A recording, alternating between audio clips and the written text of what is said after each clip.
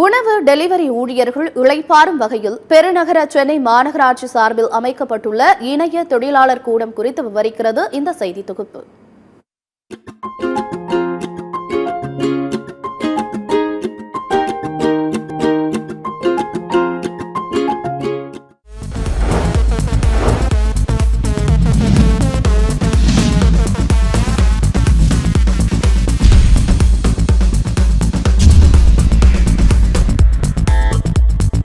சென்னை போன்ற பெருநகரங்களில் ஐடி ஊழியர்கள் முதல் சாமானியர் வரை உணவு உள்ளிட்ட அடிப்படை தேவைகளை எளிதாக்கவும் விரைவாகவும் பூர்த்தி செய்வதே டெலிவரி ஊழியர்களின் அடிப்படை பணியாக உள்ளது.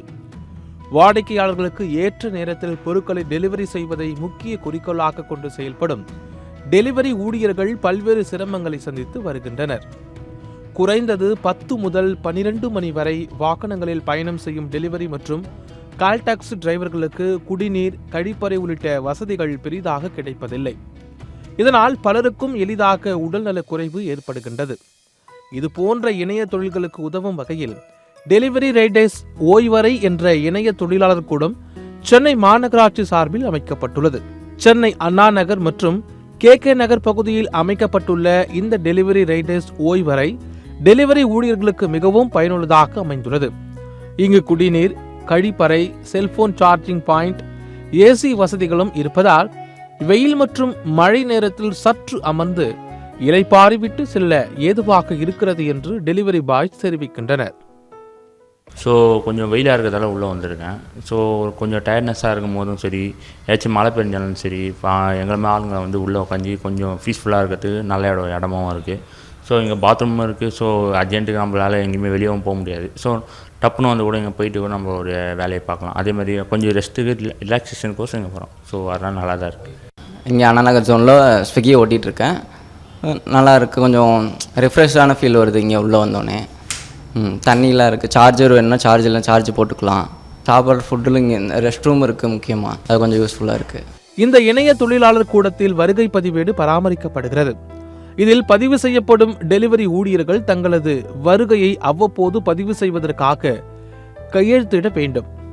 மேலும் இங்கு பொதுமக்களுக்கு அனுமதி கிடையாது. கண்காணிப்பு கேமராக்கள் பொருத்தப்பட்டு 24 மணி நேரமும் பாதுகாப்பிற்காக காவலாளி நியமிக்கப்பட்டுள்ளார். பூங்கா, கோவில் போன்ற இடங்களில் அமர்ந்து ஓய்வெடுத்து வந்த நிலையில் சென்னை மாநகராட்சி தங்களுக்கென தனி அறை அமைத்திருப்பது மிகுந்த மகிழ்ச்சி அளிப்பதாக உணவு மற்றும் உணவு பொருட்கள் டெலிவரி ஊழியர்கள் தெரிவித்திருக்கின்றனர். டெலிவரி ஊழியர்களுக்கான ஓய்வு அறை தியாகராய நகரில் அமைக்க நடவடிக்கை எடுக்கப்படும் என சென்னை மாநகராட்சி துணை மேயர் மகேஷ்குமார் தெரிவித்துள்ளார்.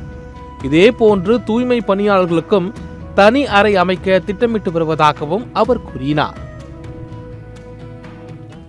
இது நிறைய பொதுமக்களிடத்திலே இது நல்ல வரவேற்பை பெறுகின்றது.